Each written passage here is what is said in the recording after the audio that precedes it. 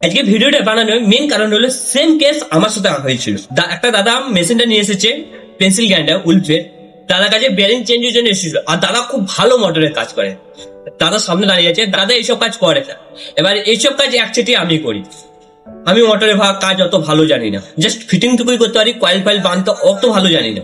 Customer সামনে দাঁড়িয়ে ছিল, তাড়াহুড়ো করছিল, তাই দাদা যথারীতি খুলেছে।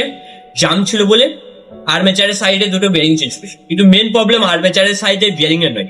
মেন প্রবলেম হলে এই দুটো বেয়ারিং, 6001 বিয়ারিংটা পুরো ভেঙে গেছে, আর 6000 বিয়ারিংটা জাম ছিল। এবার হলো যে এই জিনিসটা দাদা খুলতে পারে নাই, সেজন্য দাদা এই বিয়ারিংটা চেঞ্জ করতে পারে নাই। যথারীতি দাদা আমার কাছে নিয়ে এসেছে, আমি যথারীতি এটা চেঞ্জ করে দিচ্ছি। বিয়ারিং এর যেটা আমার কেনা দাম পড়ে সেটাই আমি দাদার কাছ থেকে নিয়েছি, বিক্রি দাম নেই। আর এর জন্য কোনো পয়সা নয়, কারণ পয়সা কিসের জন্য নেবো? সেম লাইনে আমরা কাজ করি। আর যে দাদার আটকে গেছে, আমি কাজ কমপ্লিট করে দিলাম, আমার যেদিন আটকে যাবে দাদা কাজ কমপ্লিট করে দেবে। আমি সেম কানে প্রবলেম বলছি। আমার কাছে একটা 20 mm হ্যামার ডিল এসেছিল। আমি যেহেতু হ্যামার ডিলের কাজ আমাদের এই সাইডে অতটা পরিমাণে হয় না, তাই ভালোভাবে জানি না।